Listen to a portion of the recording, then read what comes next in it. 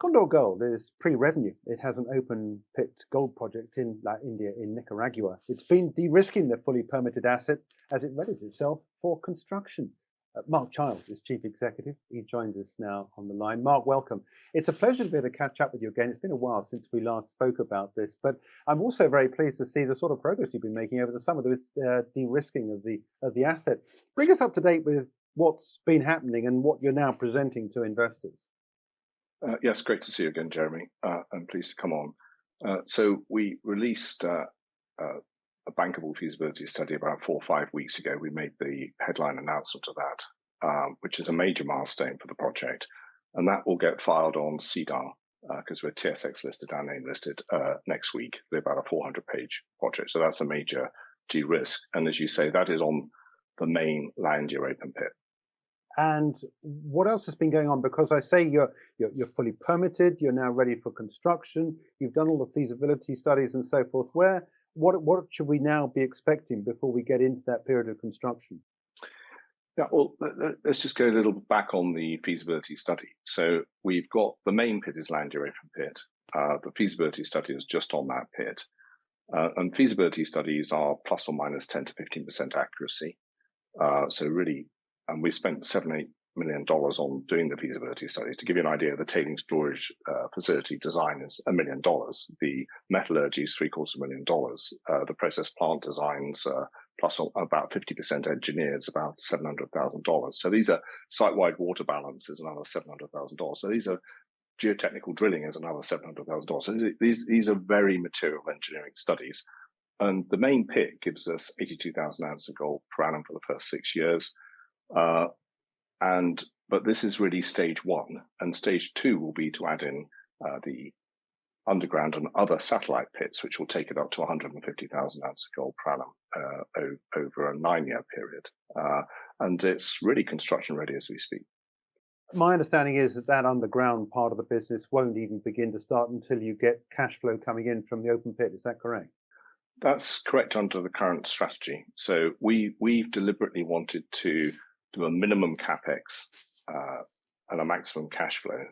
There are far too many projects out there that have very big price tags of $400 million, $500 million, and we're $105 million. So we think that's an easy bite size to do to get to 82,000 ounces of gold a year. And then our plan is to fund the underground and other feeder pits out of cash flow. But you know, if you had the checkbook, you could perfectly start this on 150,000 ounces per annum day 1.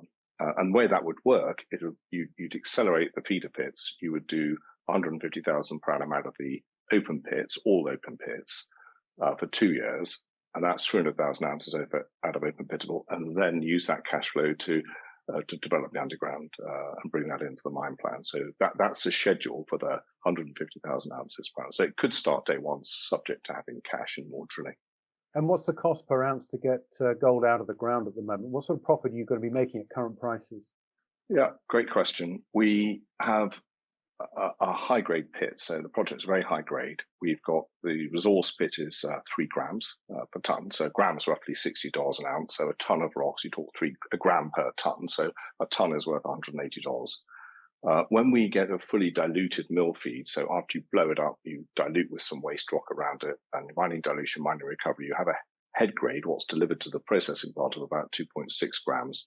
So on the feasibility study, I just wrote the numbers down before this, we would produce revenues at $1,600 gold, say over the life of mine. The revenues would be about $880 million. The operating profit would be about just over $400 million, and so an operating margin of 46%, which is great. And after royalties and other government taxes, you'd be about $355 million out of the single pit. So that's bags, that's an EBITDA number effectively. And if you took that to $2,000 gold, then the number goes up by over $200 million. So you get to $563 million. That's just one pit. And that gets exponential should we almost double that production to the 150,000 from the 82. Absolutely, and of course that is always the argument for going for investing in individual gold companies rather than an ounce of gold bullion, which of course only rises in par with the cost of the ounce of gold. Let me just quickly talk a little bit about the costs you mentioned in getting up the mine up and running. You talk about the context, about the fact that it's relatively inexpensive compared to other gold mines. But I think you got about 2.4 million pounds of cash as at the last time we were aware of what the cash situation was. Of course, I think you had what, £3.25 million placement, didn't you, earlier this year? So that's what that came through. What's your cash burn like? Are you going to need to raise any? Clearly, you've got to raise money for the mine itself, the construction. But anything in the interim where we have to get to that point where you start to put the spade in the ground? Yeah, well, we raised 3.2 million sterling in June this year, so now October. When we put that out at the time of the announcement, we said that this would get us through to deliver this bankable feasibility study, which we've announced, and the full document will be published next week. We will need cash going forward. I don't want to go into details, obviously, and we would. And in terms of construction finance, we are in discussions with several lenders, and I think the lending on this is typically 60-40 debt to equity. And the lending is likely to be from regional development banks, private equity debt firms, possible gold loans in. And there's, when you get to produce that document for banks or debt providers to lend against, they all want to see that document first. So everyone's waiting for that document to be filed next week on CEDAR. I'll just back to your point about the costs. Our all-in sustaining cash costs in the feasibility study are about $1,030 per ounce. So, $1,600, $1,700, $2,000, there's big margins in this. And if we add in the feeder pits, another point, it drops down by about $100 due to the economies of scale.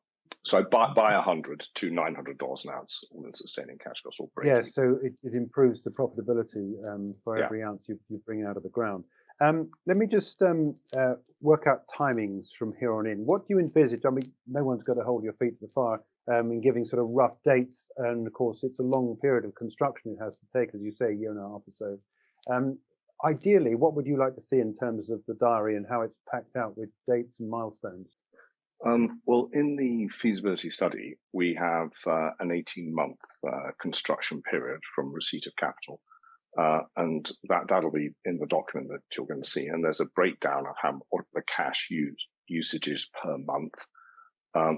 That's signed off by an independent QP and the engineering firm that's done this.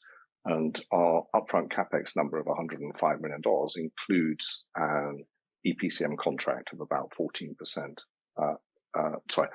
It's about $8.5 million, $9 million, I should say. So, and it includes a contingency of 15%, is the 15% number. So that completely de-risks the construction phase, i.e. EPCM is engineering, procurement, construction management. So you give it to somebody else who's a specialist in building gold mines. That would be our intention to de-risk it further. Just want to take a little bit of time as well, if we can, talk a little bit about the board makeup, because there's been a big name come onto the board recently. And I know you still hold something like 2% plus in the business, don't you? But Jim Mellon has come in as non-exec chairman, I think, isn't it? But he's a big investor in the business, isn't he?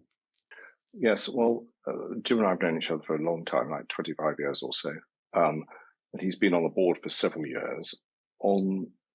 We announced that he stepped up from non-exec director to chairmanship position last week. That's a very positive step as far as I'm concerned. I remain as chief executive, but previously I kept both roles. So I think we both agree dividing the two roles of chairman, non-exec chairman and CEO is better corporate governance.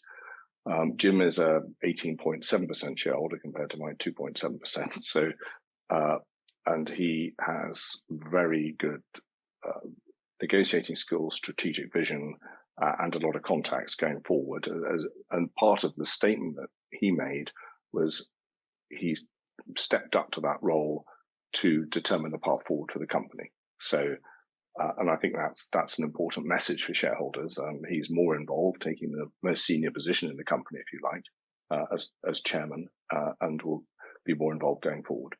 In the context of all you said and interest in the business, let's bring up a share price chart. You know the direction of this very well. And of course, we've got to talk about this in the context of what is essentially a fairly, I think, a depressed price for gold. Got a rising dollar, of course, which doesn't help gold in dollars. Although if you look at gold and sterling, for example, it's not too far off a record high. But this is the share price chart. We're currently trading at 32.3. This is the London listed stock. What do you say to what's priced in at these sort of levels for Condor Gold? Well, relatively to the GTX index, the Junior Miners Gold Index, and the gold price, Condor's actually been quite a strong performer over the last few months. We were 2 months ago, we were 22 pence. We're now 32 pence. So, and that's a function, I think, of investors appreciating that we've put out a low capex and attractive bankable feasibility study, and the project is now that's a landmark thing. It's a final point on de-risking this and making it construction ready. And I think there aren't many projects around the world where that you could say somebody could perfectly produce 100,000 ounces of gold out of this day one within 18 months from finance being received. So I think the share price is telling you that we've done something right, that the messaging is right.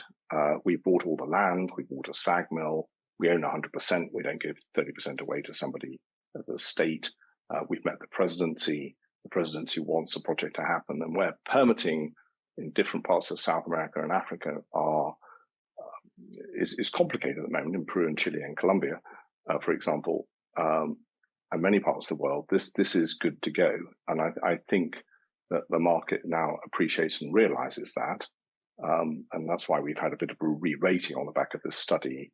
And last week we had a small bounce with Jim coming on as chairman as well. Then we went up to 5 or 7% as people realize he's remains committed to the company. Yeah, let me just round off, if I can, with just a recap of what we're looking at in terms of dates. Next week, you say, is a big release date, and thereon after into the back end of the year. Anything else that's happening which you should make investors aware of? No, we'll continue to work on the construction financing, and that'll be a further de-risk if we can get somebody to say, look, here's the debt for the project, subject to X, Y, Z coming in. So we're working on that in the background. But that's probably the next critical part after the feasibility study is released.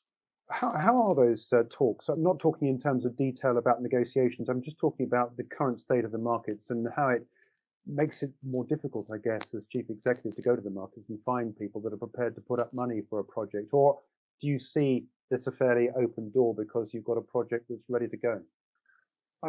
I think it's more the latter. I think it's people investing in these projects are not worried about the short-term movement in gold or equities over a 3-month period. People are investing typically, any bank debt associated with this is probably going to take a 3-year view, 5-year view from production. So that's 18 months construction. Then you start to get repaid. So people are taking much longer term views, and what they really want to know is, are there any fatal flaws in the project? I.e., is there enough water? Are there any big environmental problems? Can you get a permit? Is the metallurgy right? And we're 93% metallurgical recovery. So the banks and the technical teams are more concerned with that, and they're taking 5-year plus views from today on the project. And I think that's the important thing. And can they get a quick payback? Well, we've just demonstrated on 1,600 gold, the EBITDA coming out of this is $350 million. Well, if you borrow 60 to 70 million, it's covered 6 times. So I think the lending to this is a bit of a no-brainer. Even if gold goes down, they're well covered. Yeah.